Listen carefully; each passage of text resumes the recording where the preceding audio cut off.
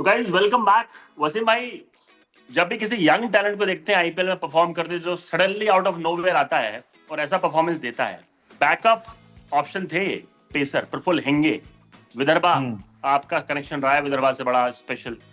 कैसा परफॉर्मेंस हम्म। लगा इस लड़के का? नहीं, कमाल परफॉर्मेंस, कमाल की डेब्यू यार। मतलब पहले ओवर में 3 विकेट निकालना एक रिकॉर्ड बना दिया है प्रफुल्ल बिल्कुल। इंगे ने। और इम्प्रेसिव क्रिकेटर है, क्योंकि मैं जानता हूँ लास्ट 1-2 साल से वो सर्किट में है, रणजी ट्रॉफी में अच्छा परफॉर्मेंस किया है। गति भी ठीक ठाक है, 135 प्लस डालते हैं वो। बैटिंग भी नीचे आके मार लेते हैं। काफी हम्बल बैकग्राउंड से आए हैं, नीचे मेहनत करके आए हैं। जी। तो बहुत अच्छा लगता है इस तरह के क्रिकेटर जब अपना नाम बनाते हैं, जब उनको पहली बात तो अपॉर्चुनिटी मिलती है इतनी बड़ी लीग में, और फिर जब उनको ऐसा मौका मिलता है, तो ये लड़के फिर इस तरह से डेस्परेट होते हैं, ये भी और साकिब हुसैन भी। एग्जैक्टली, दोनों लड़के बहुत ही हम्बल बैकग्राउंड से आए हैं। साकिब बिहार से है, तो उन्होंने भी 4 विकेट लिए अपने डेब्यू में। तो वंडरफुल, मतलब एक तरह से स्टोरी है दोनों ही लड़कों की, क्योंकि एसआरएच थोड़ा सा हर्षल पटेल और जयदेव उनडकट से बाहर आकर दो नए लड़कों को मौका दिया है, और दोनों लड़कों ने कमाल का परफॉर्मेंस दिया और एक बड़ी जीत दिलाई है एसआरएच को। तो great great to see this young talents get a platform and perform at this level. In fact आपने हम्बल बैकग्राउंड की वसीम भाई बात करी। ये जो हिंगे साहब है हमारे प्रफुल्ल हिंगे, ये जब इनका ऑक्शन चल रहा था तब ये मंदिर में थे, लेटे हुए थे भगवान के सामने कि भगवान इस बार मेरा सिलेक्शन करा दो। फैमिली के साथ नहीं थे, फैमिली बोलते बेटा घर पे आके देख लो। कह रहे नहीं, 30 लाख में नाम आता है तो ऐसे जोड़ता है हाथ। और एक्चुअली अपनी बहन को बड़ा मेहनत करते हुए देखता है, बहन को और अपने फादर को। मॉडेस्ट फैमिली, जैसे आपने बताया हम्बल बैकग्राउंड से थे, तो अपनी सिस्टर को देखता है कि सीए की तैयारी कर रही है रात में 3-3 बजे बैठ के। तो बोलता है भाई लाइट बंद कर दो, मुझे सोने दो, मुझे सोना है। बहन बोलती है नहीं नहीं, मुझे मेहनत करनी है यार, कुछ करना है जीवन में। और वो सीए क्रैक करती है। इसकी लाइफ फिर वहां से चेंज होती है, देखती है कि मेरे बाप और मेरी बहन इतनी मेहनत कर रही है, मुझे भी कुछ करना है, तो ये ज्यादा ट्रेनिंग करने लगता है। और फिर रेस्ट इज हिस्ट्री। मालूम नहीं था कि इंडिया खेलने से पहले रणजी ट्रॉफी भी खेलना पड़ता। बड़ी इंटरेस्टिंग कहानी है इनकी, वो शेयर हम लोग करेंगे। लेकिन वसीम भाई, कमिंग बैक टू एसआरएच, पहले विल फ्रॉम एसआरएच से हम लोग इस पे आएंगे। एसआरएच को आपको क्या लगा? मतलब लाइक आज लग रहा था हम लोग जो बॉलिंग को लेके आप बोल रहे थे कंसिस्टेंटली बॉलिंग वीक है, बॉलिंग वीक है, एक फ्रेश ब्रेथ ऑफ एयर लगे लड़के जब आए, और लगा कि इनमें नो कुछ डिफरेंट परोस रहे हैं। नहीं, सबसे पहले तो बल्लेबाजी अच्छी की है बिल्कुल ईशान हाँ। किशन। कमाल। कमाल उन की पे आना ही है, कमाल की बताओ। बैटिंग की है। हाँ, मतलब कप्तानी ऐसे लगा है कि सूट कर गई है उनको। भले रिजल्ट उस तरह से नहीं आ रहे, लेकिन बैटिंग में ऐसे नहीं लग रहा है कि कुछ अफेक्ट सीरियसली। हो रहा है। आज भी बहुत बढ़िया पारी खेली। पहले ही ओवर में विकेट मिल गई थी, और उसके बाद ऐसी एक ही ताबड़तोड़ गियर में खेल, पारी सीरियसली। खेली। आज क्लासन भी थोड़ा सा बेटर खेले, तो अच्छा स्कोर बनाया था। लेकिन एसआरएच की जिस तरह से बॉलिंग है, हमेशा ये डर लगा रहता है कि ये चेस करा देंगे। लेकिन आज जिस तरह से प्रफुल्ल इंगे ने शुरुआत की और वैभव को आउट किया, उसके बाद में ध्रुव जोरेल को आउट किया, मतलब 5 रन पे 5 विकेट कर दिए। 4 खत्म उन्होंने ही कर। लिए, एक साकिब हुसैन ने लिया, तो बिल्कुल ही बैकफुट में डाल दिया। तो वंडरफुल, ऐसे ही होना चाहिए मेरे हिसाब से, कि भैया जो बाहर बैठे हैं लड़के, कभी कभी वो ज्यादा डेस्परेट होते हैं खेलने के सही लिए। बात है। अभी एक ही मैच हुआ है, इन लड़कों को और प्रूव करना है, बट इन्होंने दिखाया है कि इनके पास भी स्किल है। तो आप थोड़ा सा इन पे भी ट्रस्ट दिखाइए, क्योंकि हर्षल और उनडकट से उस तरह की परफॉर्मेंस आ नहीं रही थी। तो time they moved on from them, and इस तरह का उनको रिजल्ट मिला है। थोड़ा सा कॉन्फिडेंस भी आया होगा ईशान को और मैनेजमेंट को, कि नहीं भैया ये लड़के भी अच्छा कर सकते हैं, और हमको इनको मौका देना चाहिए। तो बड़ा अच्छा लगा एसआरएच को, क्योंकि नंबर 7 की टीम नंबर 1 को हरा रही है। सीरियसली। तो इस तरह से होता है आईपीएल के अंदर के, आप किसी चीज को ग्रांटेड नहीं ले सकते कि भाई आरआर टॉप पे चल रही है तो हैंड्स डाउन एसआरएच को मार देगी। पहली हार अपनी आरआर ने देखी इस सीजन में। तो अगर आप अच्छी क्रिकेट खेलो, इवन दो ईशान किशन अभी तक कोई भी टॉस नहीं जीते हैं, बट यू नो इतना बढ़िया स्कोर खड़ा किया, बॉलर्स ने अच्छा परफॉर्म किया, और थोड़ा सा कहीं ना कहीं मुझे लगता है उनको कॉन्फिडेंस आया होगा इस तरह की जीत से, कि भैया नहीं, हम आगे बढ़ सकते हैं। तो एसआरएच को ये मच नीडेड विन बहुत जरूरी थी। इनफैक्ट वसीम भाई आपने जो बात बोली ना कि 7वें नंबर की टीम एक को हरा सकती है, 10वें नंबर की टीम भी एक को हरा सकती है, ये भी हम लोगों ने आईपीएल में देखा है। इनफैक्ट एक पॉपुलर एक सेंटिमेंट था 1-2 साल से, और अभी भी कभी कभी आ जाता है सोशल मीडिया पे, कि क्यों ना आईपीएल में भी ईपीएल की तर्ज पे रेलीगेशन जोन होना चाहिए। लेकिन मुझे आपका आंसर आपने शायद दे दिया कि जब इतनी बैलेंस आउट टीम होती हैं, रेलीगेशन तब अच्छा लगता है जब 2-3 टीमें वीक हो, चलो भैया परफॉर्म करो ऊपर आओ, राइट? अभी ये सब चीजों को सोचना भी नहीं चाहिए ना कि अपन आगे बढ़ेगा जब आईपीएल। बिल्कुल, आई थिंक 10 टीमों का ये टूर्नामेंट है। हमने इस बारे में बात की थी कि अगर ये टूर्नामेंट बड़ा हो जाएगा तो जी। थोड़ा सा स्टेल हो जाएगा, क्योंकि आपको इंटरनेशनल क्रिकेट भी खेलनी है, वर्ल्ड कप्स हैं, ट्रायंगुलर्स है, बीच में एशिया कप है, चैंपियंस ट्रॉफी है। तो एज इट इज 2 महीना ऐसा लगता है कि यार बहुत बड़ा टूर्नामेंट है, 14-14 मैचेस एक टीम खेलती है। प्लेयर्स के लिए बड़ा चैलेंजिंग है, जी। ट्रैवल करना, प्रैक्टिस करना, अपने आप को अच्छे फॉर्म में रखना, प्लस प्राइस टैग का प्रेशर होता है। इतना पैसा जो अब आपको मिलता है तो बड़ा मुश्किल होता है, और मैच खेलो, दूसरे जगह पे, दूसरे वेन्यू पे जाओ, वहाँ प्रैक्टिस करो। तो इट्स नॉट इजी जितना लगता है लोगों के, भैया आईपीएल बहुत बड़ा टूर्नामेंट है और इस तरह की चीजें हैं, इतना आसान है नहीं।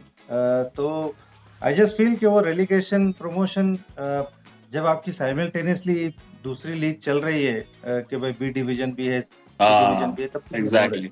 यहाँ तो ये प्रीमियर डिवीजन है, और वो प्रमोशन डिमोशन तो सवाल ही नहीं उठता। ठीक है।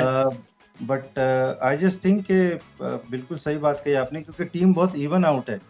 तो जो टीम मोमेंटम पकड़ जाती है वो आगे रह जाती है, जो पीछे रह जाती है फिर प्लेयर्स के फॉर्म में, हमने बहुत बार इस बात की बात की है कि ऑन पेपर कई टीमें बहुत अच्छी लगती है, लेकिन उनसे उस तरह की परफॉर्मेंस नहीं निकलती है। लेकिन कुछ टीमें ऐसी होती है कि ऑन पेपर अच्छी लगती नहीं है, लेकिन बिल्कुल उनके कुछ प्लेयर फॉर्म में आ जाए और उनको मोमेंटम मिल जाए तो वो टॉप ऑफ द टेबल या टॉप हाफ में रहती है। तो सारा कुछ खेल मोमेंटम का है, प्लेयर्स के फॉर्म का है।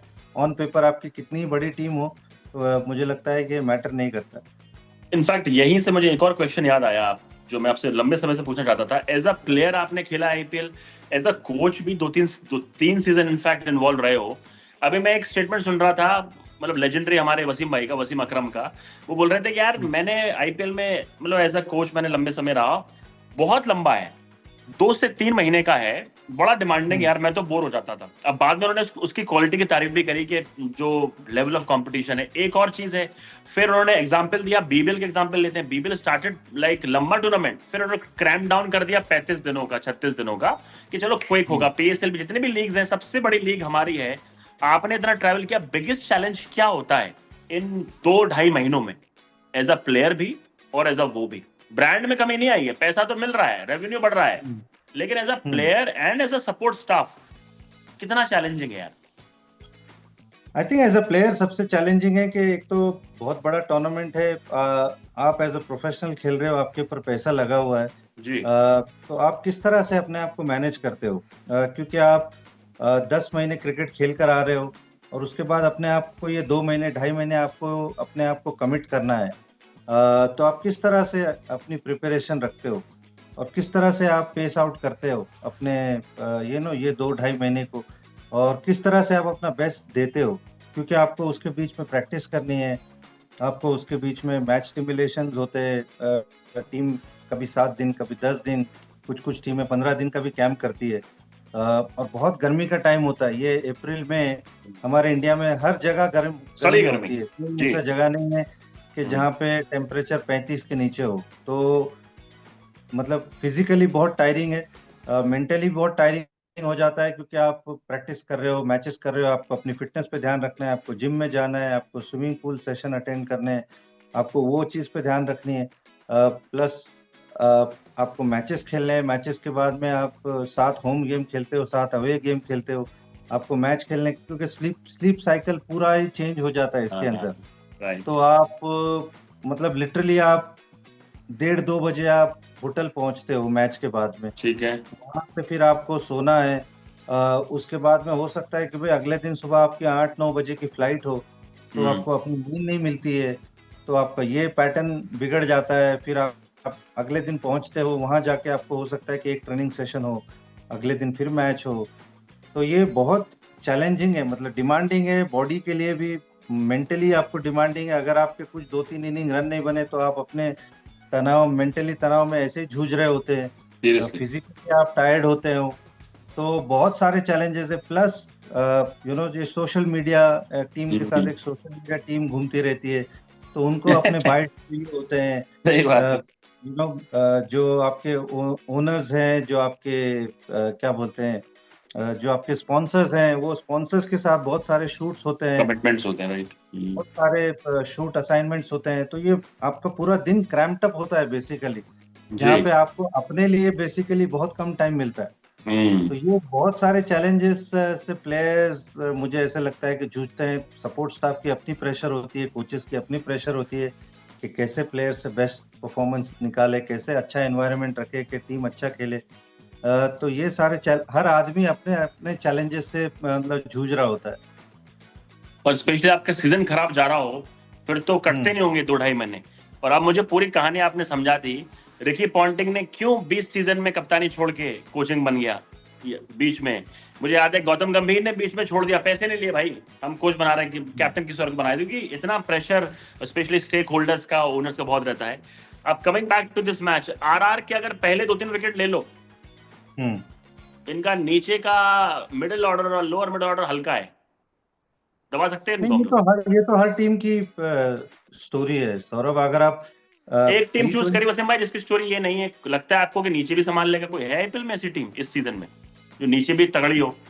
देखो, जनरली आपको 2 से 3 प्लेयर चाहिए होते हैं। ठीक है। तो अगर आपके 5, 6, 7 थोड़े बहुत डिसेंट हो, आरसीबी में उस तरह का है कि टिम डेविड है, जितेश शर्मा है, रोमारियो शेपर्ड है, कि जो चेंजेस कर सकते हैं।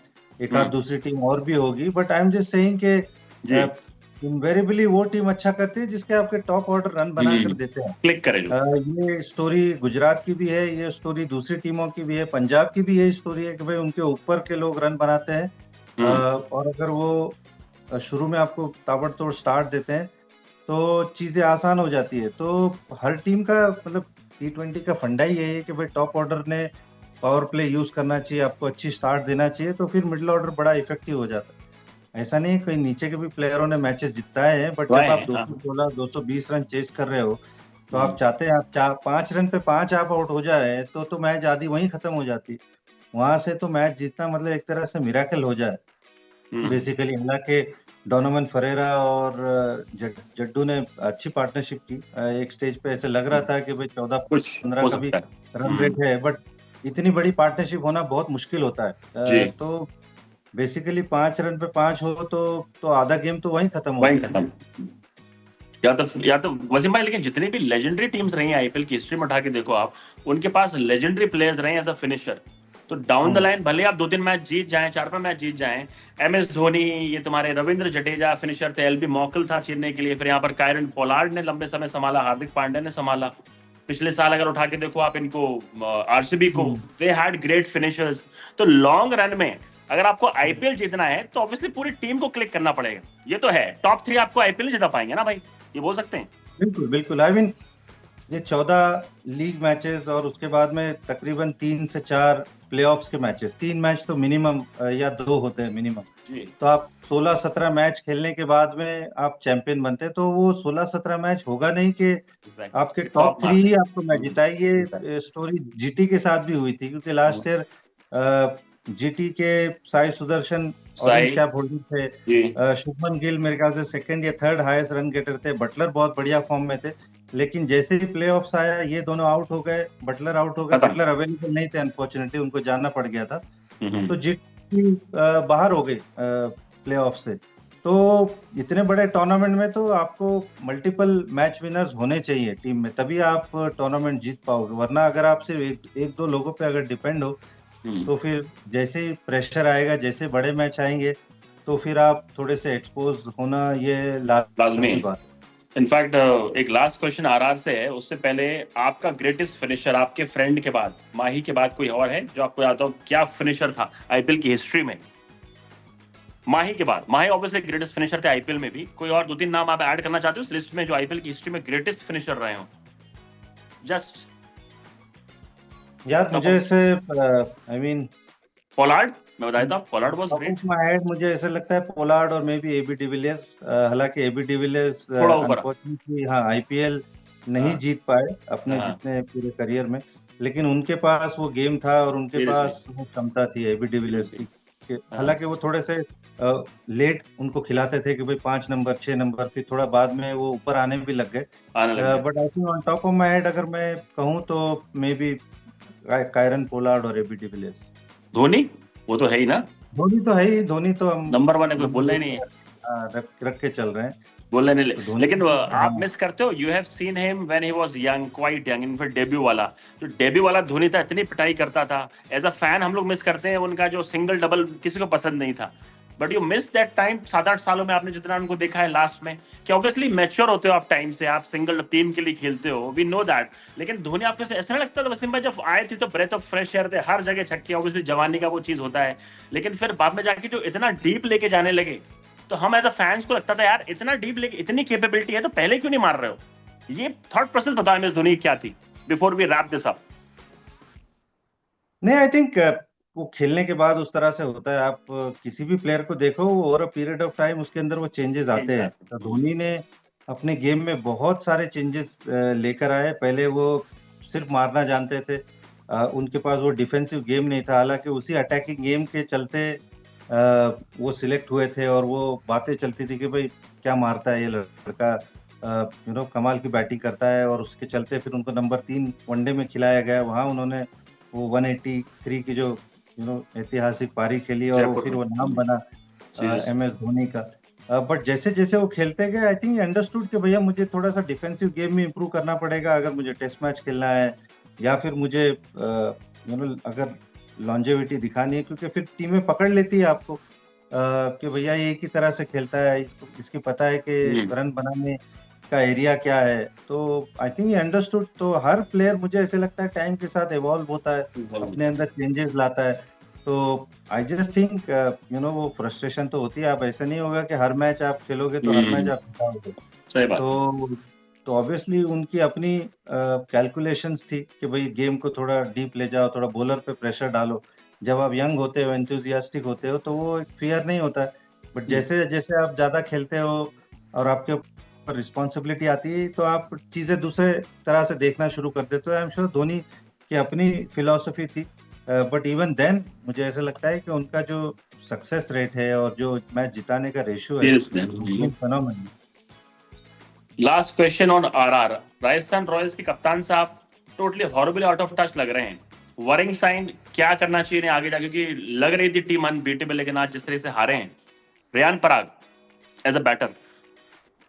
जी हाँ बिल्कुल। आई थॉट कप्तानी उन्होंने अच्छी की है अब तक। आज बिल्कुल ही चीजें हॉरिबली रॉन्ग हो गई उनके लिए। जनरली ऐसे होता नहीं है आरआर के जो ओपनर्स है अब तक, बट आई थिंक उनके लिए एक अच्छा वेकअप कॉल भी होगा कि आप चाहते हो कि लीग में इस तरह की चीजें हो जाए ताकि आप थोड़ा सा अलर्ट हो जाओ। बट पर्सनली आई फील कि थोड़ा रियान पराग को थोड़ा टाइम स्पेंड करना चाहिए। जिस तरह से वो आउट हो रहे हैं लगातार बॉल हवा में मारकर, बहुत बहुत जल्दी ऐसे लग रहा है कि एरियल शॉट्स मार रहे हैं और हाई रिस्क शॉट मार रहे हैं, तो थोड़ा सा अपने आप को टाइम देना चाहिए। अगेन फेनोमिनल स्ट्राइकर हैं वो बॉल के, तो अगर थोड़ा टाइम स्पेंड करते हैं, थोड़ा सा खेलते हैं 10-12 बॉल, तो उनके पास वो क्षमता है कि छक्के मार सकते हैं। उन्होंने किया हुआ है परफॉर्मेंस। तो I just want him to obviously spend a little bit of time. और अगर कप्तान खुद रन बना रहा होता है ना, तो उसकी अपनी बॉडी लैंग्वेज अलग हो जाती है कि भाई फिर आप प्लेयर्स को बोलते भी हो ना, तो उसमें थोड़ा सा वैल्यू होती। तो रियान पराग उनके पास एक्सपीरियंस है कप्तानी का, ऐसे नहीं। लास्ट सीजन भी उन्होंने जब संजू नहीं थे तो कप्तानी की थी उन्होंने। लेकिन थोड़े उनके अपने रन्स भी बहुत मैटर करते हैं। आई थिंक टैक्टिकली उन्होंने एज अ कैप्टन जब उनकी टीम फील्ड कर रही थी, तो I thought he didn't do many things wrong. तो उस हिसाब से मैं कहूंगा कि he is very spot on, चाहे उनके बॉलिंग चेंजेस हो या बॉलिंग की जो डिप्लॉयमेंट है। बट उनका अपना फॉर्म थोड़ा सा वरी है, क्योंकि आप नंबर 4 पर बैटिंग कर रहे हो, 4 या 5 पे, कभी 3 पर भी आए हैं, तो वहां पर आपको रन बनाना होगा। थोड़ा सा टाइम स्पेंड करें, थोड़ा सा 30-35 रन खेलें आप।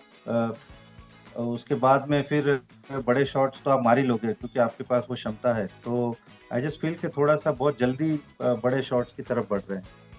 और वसीम भाई, जाते जाते सोशल मीडिया के मैं दो इनफैक्ट रिएक्शंस लूंगा आपसे जो चल रहा है अभी। हार्दिक पांड्या ने कल बीच मैच के ओवर में ग्लव्स मंगाया, एम्पायर ने उनको अलाउ कर दिया। ट्रिस्टन स्टब्स ने ग्लव्स मंगाया था, उनको एम्पायर ने डिसअलाउ कर दिया। अब जो रूल कहता है, पहले मैं आपको रूल बता देता हूं, फिर आप अपना ओपिनियन बताना मुझे उसमें। रूल ये कहता है कि या तो ओवर के एंड में या हम्म। ड्रिंक्स ब्रेक में आप ग्लव्स बदल सकते हैं, या इक्विपमेंट जो भी आपने पहना आपको चेंज करना है, या फिर एम्पायर के डिस्क्रिशन पे अगर एम्पायर को लगेगा। तो ये जो लगेगा है ना, ये बड़ा कंफ्यूजन प्रिवेल कर रहा है। आपका इसमें क्या ओपिनियन है?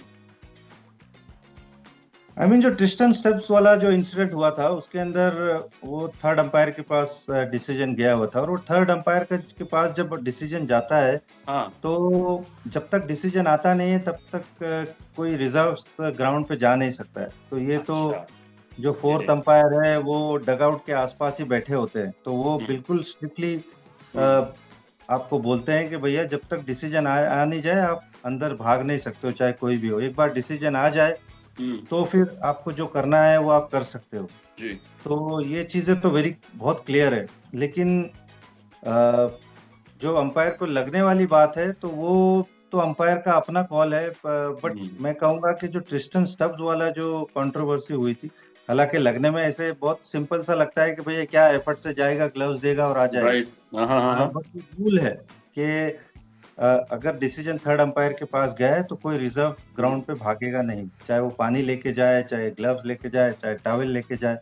अ, हार्दिक पांड्या का मेरे ख्याल से थोड़ा डिफरेंट था, आई डोंट थिंक वो थर्ड अंपायर का डिसीजन था। थर्ड एम्पायर का अ, नहीं था। हाँ, हाँ तो वो मिड ओवर्स उस में। हाँ उस केस में मुझे ऐसे लगता है कि अंपायर को अगर लगता है या प्लेयर्स बहुत डेस्परेट है कि ग्लव्स चेंज करना है, तो आई एम श्योर उसमें आप कर सकते हो, क्योंकि अगर आपका बैट स्लिप हो रहा है, आपके साथ इश्यूज हैं, और एज इट इज T20 में भैया एक एक बॉल बहुत मैटर करता है। अगर वो बॉल पे आप छक्का मारते हो या वो बॉल पे आउट हो जाते हो तो ऑब्वियसली आप दोष दोगे अंपायर को या फिर वो ग्लव्स को।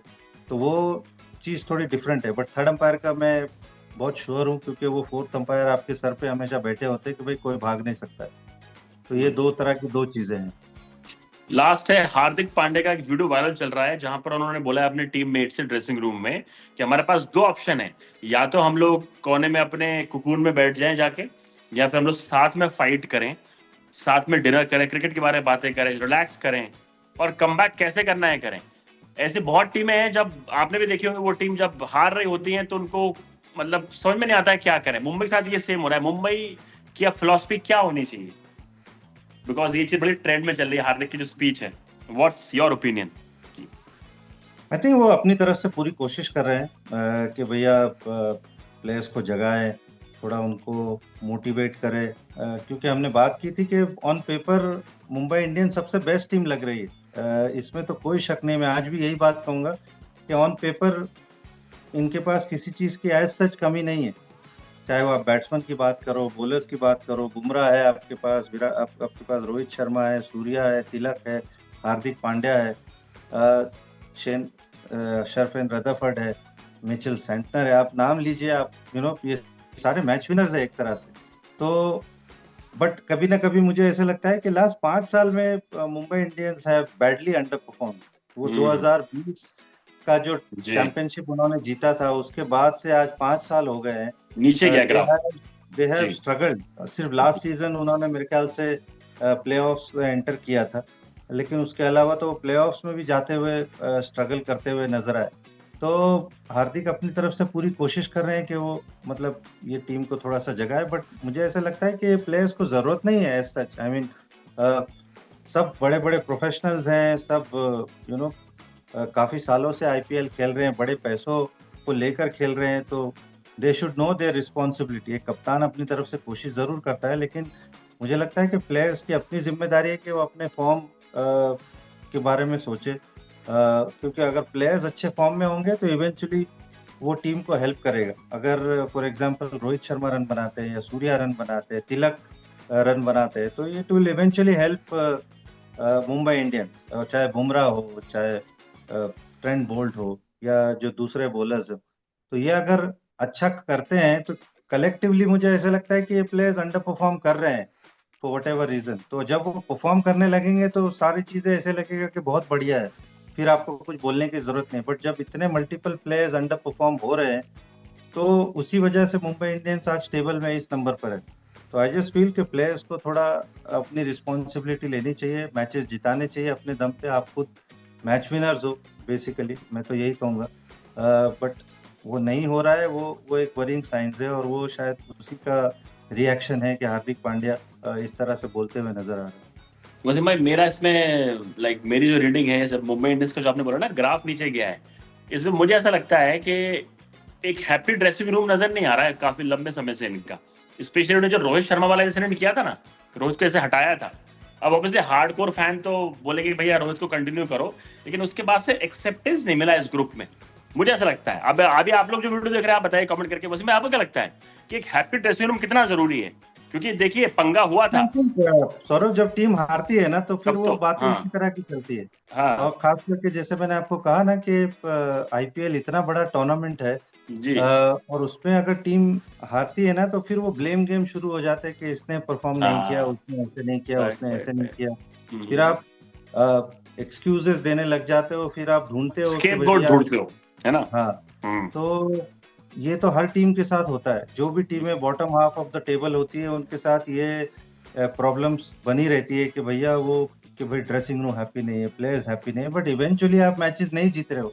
बॉटम लाइन ये है, जहाँ बॉटम लाइन है कि बस मैचेस जीतना चालू करोगे तो फिर वो सब बातें भी यही चलती है कि देखिए टीम कैमराडरी कितनी अच्छी है, फिर सही कह सब रहे हो। लोग कितने हैप्पी है, और ये है। बट इवेंचुअली वो हो रहा है क्योंकि आप जीत रहे हो, तो फिर वो सारी चीजें छुप जाती है। लेकिन आप हारने लगते हो तो वही सारी चीजें ऊपर आने लगती है कि अरे ये ओवर में ऐसे हो जाता तो ये होता, वो थोड़ा बैट्समैन ऐसे खेल लेता तो ये हो जाता। तो ये तो यूनिवर्सल चीज है। सच्चाई है। तो हाँ, तो हम बातें इसीलिए कर रहे हैं क्योंकि मुंबई इंडियंस हार रही है, और मुंबई इंडियंस टेबल पे नीचे लगी हुई है। तो जीतने लगेगी तो हम यही बोलेंगे कि अरे देखिए कितना माहौल चेंज हो गया, हैप्पी हो गया। तो वो विन और लूज का ये सारा खेल है।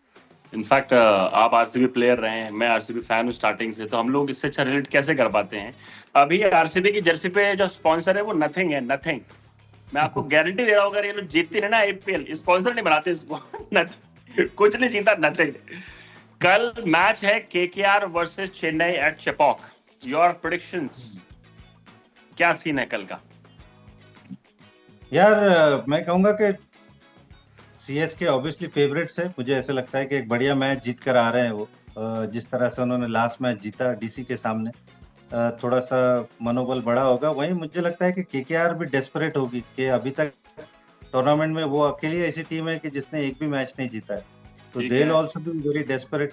प्लस वरुण नहीं है, क्योंकि ये ग्राउंड थोड़ा सा हो सकता है कि वरुण को हेल्प करता ओ यस, कि थोड़ा अपने स्टिक करते अगर। होम गेम में है, चेन्नई में मैच चल रहा है, बट अनफॉर्चुनेटली वो अवेलेबल नहीं है। तो अगेन मुझे ऐसा लगता है कि जो जो स्टेज में चेन्नई थी डीसी के सामने के, दे लुक डेस्परेट चेन्नई जीतने के लिए।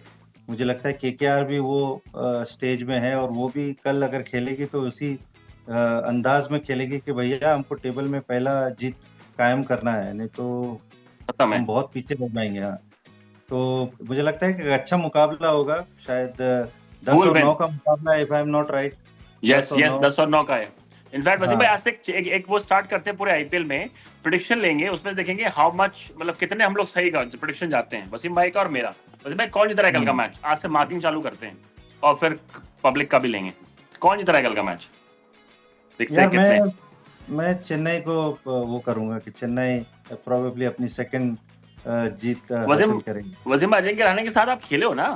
रहाणे खेले तो हो ना जूनियर हाँ, साहब? बिल्कुल खेले हैं, बहुत खेले हैं कितना साथ में। तो उसके लिए कुछ तो अच्छा सोच लो यार। उसको मैच जिता दो यार, एक मैच जीता आपका टीममेट। इनफैक्ट जूनियर होगा आपका तो, रहाणे जूनियर था, बहुत जूनियर था। कितना क्रिकेट खेला है, उसके लिए बोल दो यार 22 किलो जिता दो एक मैच। इतना टेंस लग रहा है रहाणे अभी मैचेस में। I will back your teammate Ajinkya Rahane के क्या।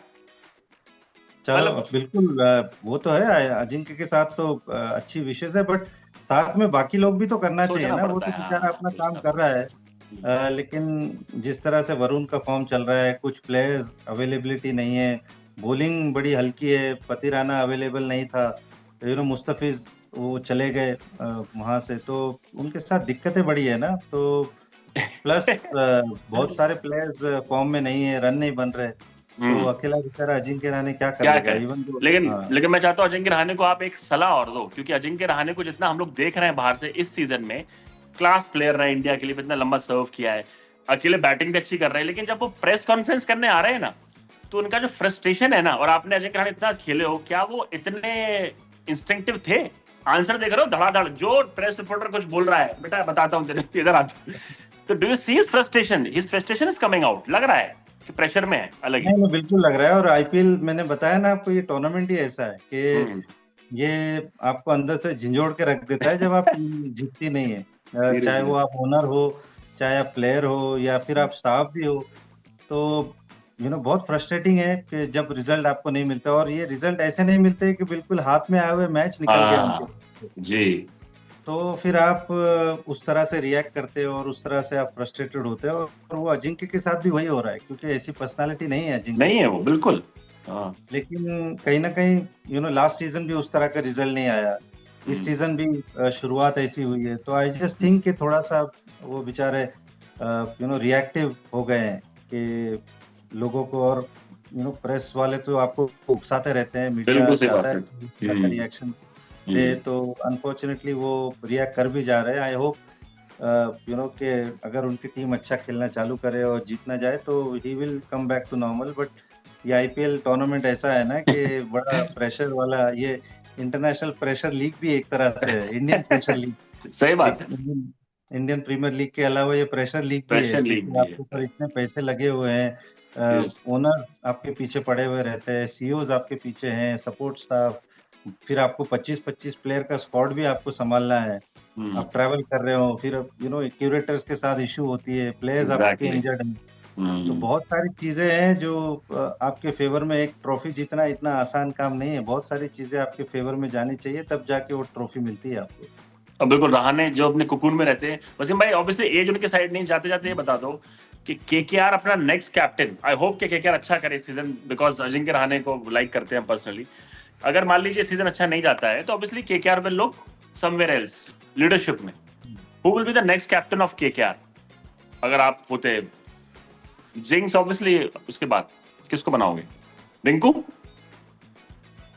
मुझे I mean it's too early to say Saurabh, क्योंकि हो सकता है कि बहुत सारे प्लेयर्स, हो सकता है कि अगर चीजें अच्छी नहीं गई तो बहुत सारे प्लेयर्स हो सकता है उनको रिलीज करने पड़ जाए, बहुत सारे प्लेयर्स वो ले ले और फिर वहां से वो डिसाइड करे। रिंकू के पास क्या क्रेडिबिलिटी है as a captain, I don't know, क्योंकि मैंने शायद उनको इतना देखा नहीं है। ना इतना कुछ नहीं करा है, वाइस कैप्टन बनाया लेकिन बाय द वे।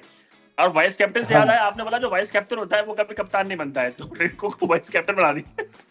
ये भी दिक्कत है रिंकू के साथ। वाइस कप्तान है ना, उसकी कोई गारंटी नहीं कि वो कप्तान बनेगा। वही तो बोल रहा हूँ, आपने बोला था ये वो टीम में भी बना रहेगा, तो फिर ये बहुत ड्रॉप भी करा दोगे आप उसको। हाँ, बड़ी फिकल जगह है ये। तो मैं ये कहूंगा कि आई होप चीजें अच्छी जाए अजिंक्य के लिए, for him and for his team. But मैंने जैसे कहा ना कि फ्रेंचाइज क्रिकेट में कुछ भी हो सकता है, मल्टीपल, अगर टीम अच्छी नहीं करती है तो मल्टीपल लोगों को लोग हो सकता है रिलीज कर ले, मल्टीपल लोग फिर आ जाए, फिर उसमें से कोई कप्तान ढूंढे।